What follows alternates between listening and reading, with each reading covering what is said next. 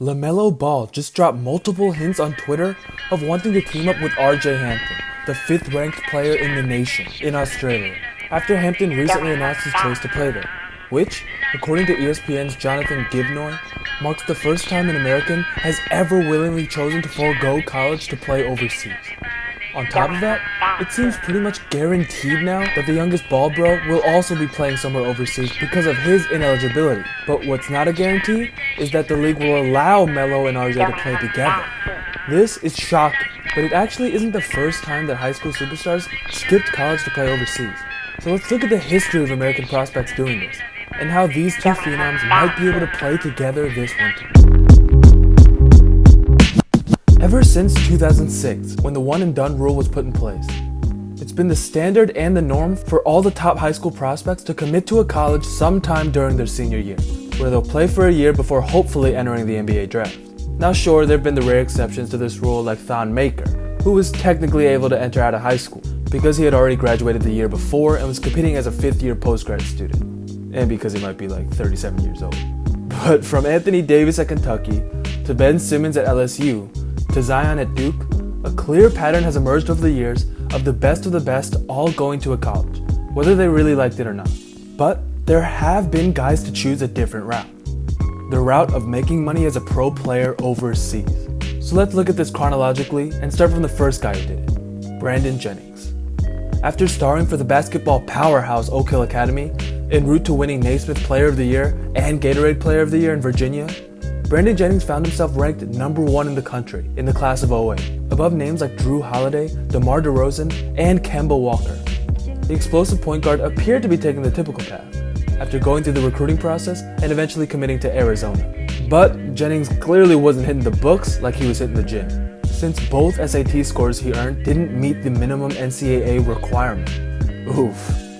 After the second fail, he just said enough is enough, and made the groundbreaking move to sign with this Italian team that I'm not even going to try to pronounce, where he would actually only average a modest 6 points, 2 boards, and 2 assists on less than 20 minutes a game. Clearly, this wasn't the ideal situation for the former number 1 prospect. But in the end, he was still picked 10th in the 09 draft, and was actually still the 3rd guy from his recruiting class to be taken in that draft, with only Tyreke Evans and DeMar DeRozan jumping above him. Alright. To the next guy after Jennings, we actually have to skip about 6 years, to the class of 2014, which of course included the bouncy combo guard Emmanuel Mudiay. Mudiay, like Jennings, sat at the very top of his class, being ranked either number 1 or number 2 next to Jahlil Okafor on pretty much every big recruiting site. And, also like Jennings, he looked ready to take the traditional one-and-done route after committing to SMU. That was until the summer of 2014, when the prospect announced his decision to play pro ball overseas. Now, unlike Brandon Jennings, Mudiay's primary purpose was actually his family's financial situation, which he obviously wouldn't be able to help if he had gone to college. So instead, he signed a 1-year, $1 million deal to play in China, putting his NBA draft stock at risk, but doing what was much more important, which was supporting his family. Fortunately, after the year in China, Mudiay still ended up being picked 7th overall by the Nuggets and developing into a solid guard. Now, could he have polished his game and become a better player if he went to college? Maybe. But I don't think anybody can blame the guy for making his decision. And actually, we see a guy in a very similar situation just 2 years later, with the 3rd prospect, Terrence Ferguson.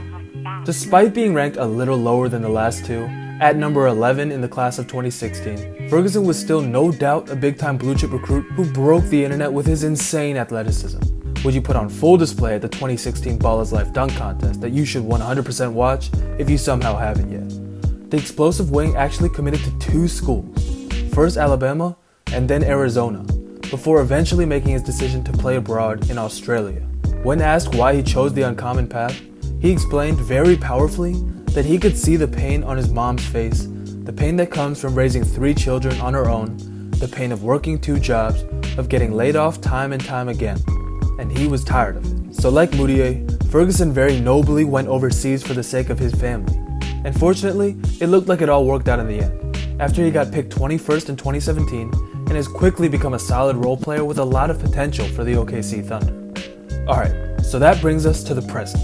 Like I mentioned at the top, RJ Hampton has already confirmed that instead of attending Kansas, he will indeed be playing in the Australian National Basketball League, or the NBL, for the New Zealand Breakers, in hopes to follow the paths of the three players mentioned before. But there is one huge difference. RJ is the first American player to ever willingly choose to go overseas purely for the sake of basketball. Brandon Jennings had to go for eligibility reasons. Both Mudiay and Ferguson chose to go for financial reasons. And even Lamelo will only have to go because LeVar's goofy ass made him play in both Lithuania and the JBL. And you're not allowed to play in college if you've already competed as a pro somewhere. But Hampton explained, for him, this is just about getting ready for the next level faster and more efficiently. Now, keeping it real, at least for me, it definitely sounded a little strange when I first heard him say that. I mean, only 3 guys have ever taken this route before, and none of them have really panned out as star players, at least up to this point. Unless you want to count Jennings for his early Bucks days, when he was really nasty, I can't deny that. But when you really think about it, what RJ's saying does make some sense, at least in theory. By going overseas, he doesn't have to worry about breaking any of the college disciplinary rules. He doesn't have to worry about the media pressure that would come with playing at a top school like Kansas. And he definitely doesn't have to worry about going to class. He gets to focus on hooping 24/7, gets the chance to test his abilities against grown men, and, just maybe, the chance to play with another American superstar in Lamelo Ball. Now let's get into this pairing, which would be amazing, by the way. The issue is, this technically isn't allowed, at least not at this moment. Both RJ and Lamelo, if he decides to play in Australia, would be a part of the league's new program called Next Stars, which basically just gives every team in the league an extra roster spot for the chance to land an American high school star that wants to play there. But see, the issue is, every team is only given that one spot. So Melo and RJ technically wouldn't be able to play together. But here's the thing. With that said, the program was literally put into place like 3 months ago. And I doubt they ever expected that 2 stars in the same year would be joining their league. At least not this early in the process. Now maybe this is just me, but I think it's an absolute no-brainer to just slip in that extra spot for Melo and RJ's team and let them demolish everybody for the year. I mean, let's be honest, that's what the people want to see. And it's a win-win for the league and the prospects. Especially since Lamelo still hasn't committed to playing in Australia yet. China is still very much on the table for him if the NBL doesn't play their cards right. I'm just saying, you want to talk about increasing visibility for your league? There aren't many ways you could do that better than bringing a Ball brother onto the same team as a top 5 prospect and just forming a super team for a year. Sure, it would kind of suck for all the other teams, but let's be real, this isn't about them. I'm sorry.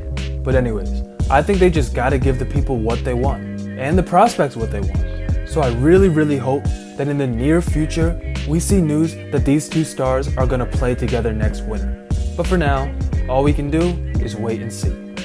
That's all I got for this one, guys. If you enjoyed the video, make sure to like, comment, subscribe. Thanks for watching. Till next time, you already know. Keep ballin', fellas. I'm out.